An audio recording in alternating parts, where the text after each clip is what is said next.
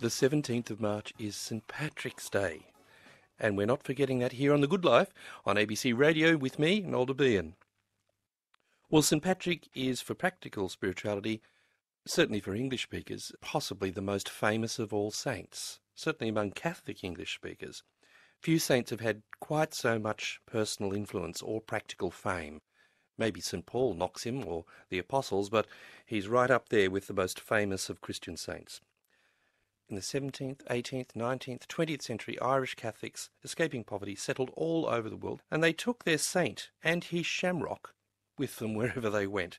America, Australia, Europe, they're all over the place. Here in Australia, the Irish missionaries also established an order of religious men, the Patrician Brothers, or Brothers of St. Patrick. The Brothers of St. Patrick were instrumental during the 19th century in reinvigorating Catholicism in Ireland. They worked tirelessly, along with the sisters, who were sort of allied to them and from the same founder, the Brigidines, or the Sisters of St. Brigid, to improve literacy among the oppressed Irish poor under British penal law. Well, those Patrician Brothers settled in New South Wales in Australia. They're known particularly in that state for their schools and for their considerable influence in education. Well, St. Patrick is their patron. The 17th of March is the feast of St. Patrick, and the teaching and spirituality of St. Patrick is foundational to the practical spirituality of Patrician Brothers.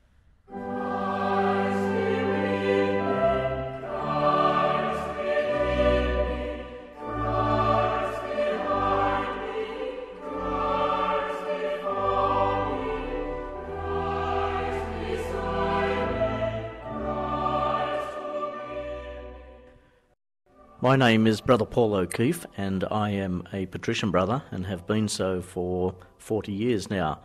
Presently, I am what we would call the Deputy Congregation Leader, that is the second in charge of our congregation worldwide. Now, I saw the way you naturally went to grab that mic then. I think you might have been a teacher once. I certainly was. Most of my ministry has been in education. I have taught in Sydney, far north of Queensland, on Thursday Island, and in Papua New Guinea as a teacher as well.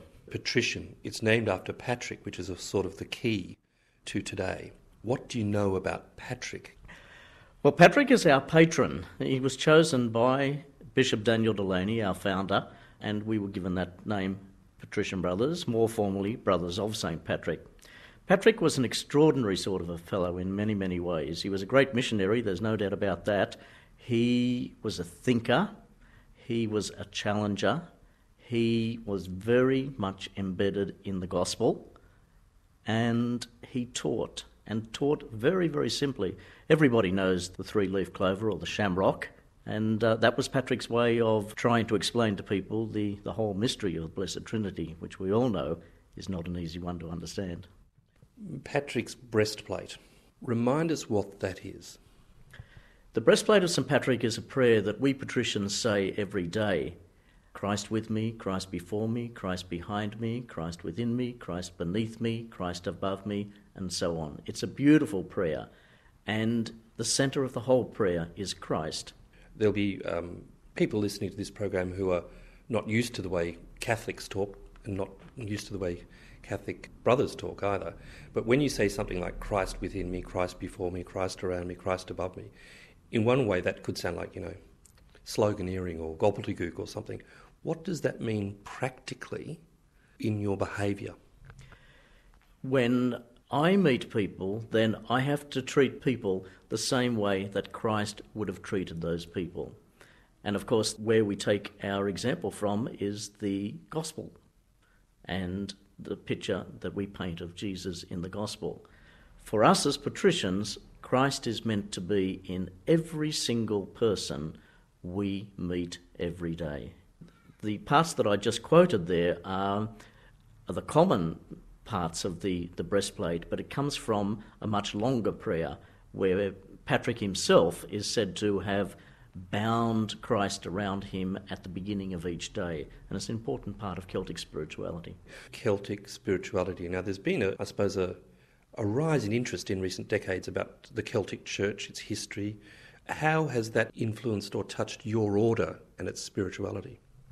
The whole Celtic way of looking at things brings in an idea of respect for people, respect for the environment, and seeing God within.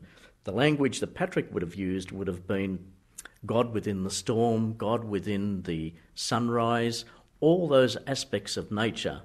And that is something that we take on as well. So for us as patricians, it means that with the Celtic background and also the breastplate spirituality, that we have to reverence the earth, reverence all of it as created by God and as a reflection of God and a part of God.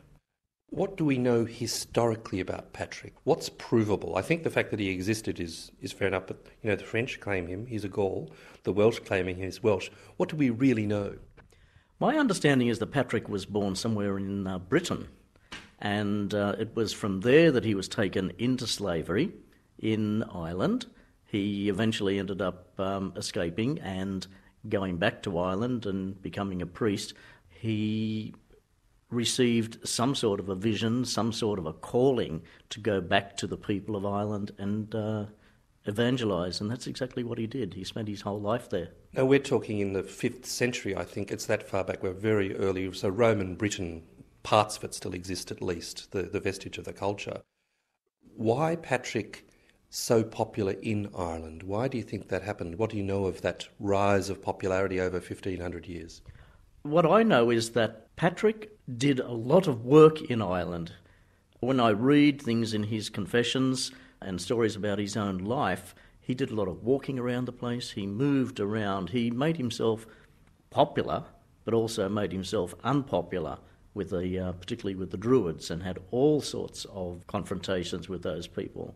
So he was well known, and he's one of the two principal patron saints of Ireland, St Patrick being the first and Bridget being the second. So roughly 12 or 1,300 years later, Ireland of the late 18th century is a place where the Irish Parliament has been dissolved, the penal laws are in place, and your founder, Daniel Delaney, actually had to leave the place and was smuggled into France to train to be a priest. So it was an Ireland that was not a happy place. Very much so. And Delaney came back to Ireland as a priest and later on as a bishop, and worked very, very hard in trying to build up the faith of the Catholic population there. His biggest area was in the whole Eucharistic side of things. The Eucharist for him was most important, and Eucharistic processions were reintroduced into the country, which, as you said, was under the penal laws at that stage, and it wasn't a popular decision, but he did it. Now, those penal laws were quite complicated. They meant, Catholics couldn't enter the legal profession, and Catholics couldn't be teachers, Catholics couldn't be a lot of different things. They couldn't own property. There were inheritance things that prevented Catholics from inheriting property. Churches at one point were not permitted to be built. Clergy were even arrested at one stage. Delaney came in at the time when things were just starting to settle down. How did he find the populace when he came back? I think he found many, many challenges and people almost forgetting about their faith. And that's why he had to work so hard, and that's why he decided, I think, in the first place, to found the Patrician Brothers, and he also founded the Brigidine Sisters 1 year before us. He discovered a population that was largely illiterate, very disorganised through poverty, drunkenness, public unrest, and he almost despaired and wanted to go home, but his own mother begged him to stay. Now, part of his big plan, as I understand it, was you guys, the Patrician Brothers and the Brigidine Sisters, and you were founded, well, I suppose, to be unkind, as cheap labour to teach. Cheap labour is a term that I have heard before, actually, and would agree with. In the early stages, actually, the first four guys who became Patrician Brothers ended up being more catechists than actual school teachers. Delaney was very, very keen on teaching the people about the faith. So these guys were catechists. They taught catechism, taught religion to young people and to the adults as well. Not unlike Patrick's mission. Spot on. Patrick did exactly the same thing. Young Father Delaney, before he became Bishop Delaney, returned from France to Ireland in 1776, before Australia was settled. And he set up your order in the next 20 years. Between the foundation of the order and the work in Ireland, how did the patricians end up in Australia? Maitland was our first foundation in 1883. At that stage, the brothers ran, over a number of years, a lot of country schools. Maitland, Bathurst, Orange, Wagga, Dubbo, Albury, Goulburn. They were the ones that readily come to mind. Later on in our history, we came back in to the Sydney area and to Holy Cross College at Ryde, which is now 100 and something years old. And then from there to the inner city schools of Sydney, Redfern, Forest Lodge, Mount Carmel. And then after the movement of population to the western suburbs, we also moved. So we established schools in Fairfield, Granville, Liverpool, Blacktown. We, at one stage, and I don't remember the exact year, obtained what we call papal approbation, which meant that we were directly under the Pope and not associated with any particular diocese or any particular bishop. So we were free to move. That's quite a struggle too, though, for orders, because that was a fight St Mary MacKillop had here about the independence of an order. Bishops don't like feral religious, do they? No, they don't. And the patricians suffered at one stage, and we had to move out of Bathurst, Orange in those days. We had to get out. Just to expand on that, these are brothers. Where do brothers fit? I know they're not priests, but what's the idea of a brother or a sister, Brigidine or patrician? A brother or a sister is a consecrated person. We consecrate our lives to God through the vows of chastity, poverty and obedience. In our congregation, and in most cases with the Brigidines as well, most of us would be teachers. And if you look around the various countries where patricians are now, most of our men are teachers. Why brother? I mean, can I ask you personally? You say it's a consecrated man or woman who takes vows like a monk does or a nun does. Why not priesthood, for example? I was asked once if I wanted to be a priest, and I said no. And that's very true. I have never even considered being a priest. I've been happy in the brotherhood. What attracted me in the first place was the men who taught me in school. What drew me to them was the relationship that they had with us boys. In the classroom, there was work to be done, and the brothers were quite tough, no problems there. But outside the classroom was a totally different ball game. They were friendly, they would talk to whoever. And this is something that drew me towards them, and I think is at the basis of my life, that I'm in relationship, and this is where my primary relationship happens to be. I made the cheap labour joke before, but there is a sense in which this is like an alternative economy, because the Catholic Church, if it has men and women who are willing to commit their entire lives to something like education, it gives enormous flexibility because it actually does save a lot of money, and it also produces very committed people, and it means the poor can be taught, doesn't it? It does. When you say the poor can be taught, I think that's been one of the big characteristics of the schools and the areas where we have gone. I was not around when our brothers were in the inner city schools, Redfern, Forest Lodge and Mount Carmel at Waterloo. When I talk to, you meet people who were students at that time, in the time of the Depression, one of the things they say very strongly about the brothers is that the brothers shared the same level of life as everybody else.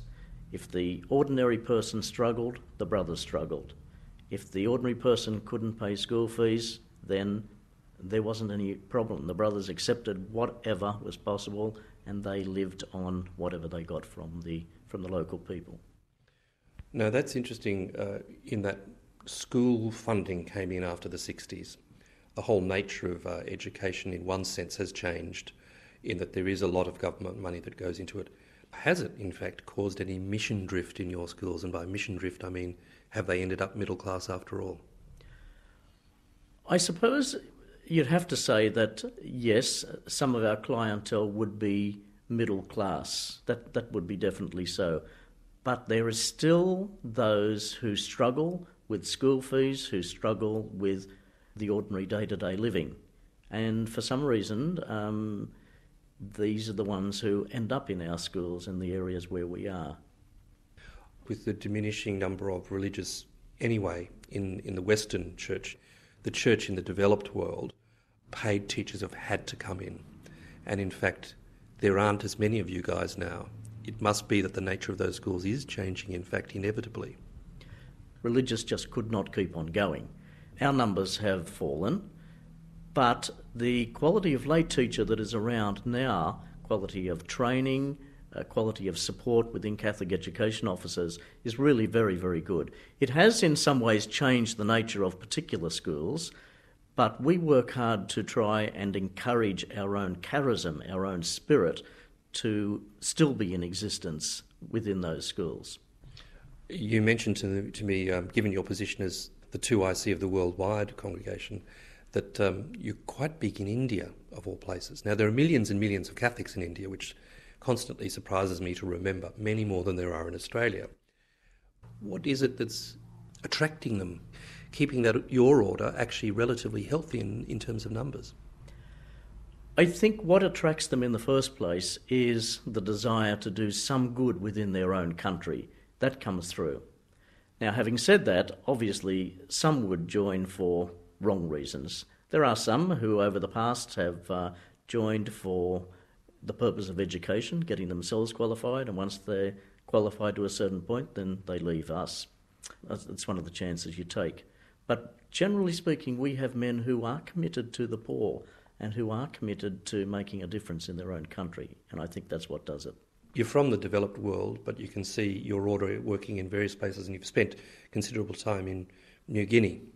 What gets you out of bed in the morning? I'm happy with the life that I lead.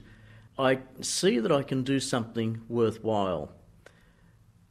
I went back to Papua New Guinea in 2006, and that for me was a real homecoming in many, many ways. And meeting ex-students of mine from the first time I was there, which it was 1976, some 30 years before, really made me realise how much of a difference I had been able to make in the lives of some people. I really couldn't see myself outside of religious life, but that's what gets me out of bed. I am committed to the life that I lead. I believe I belong here, and I'm happy with the life that I lead.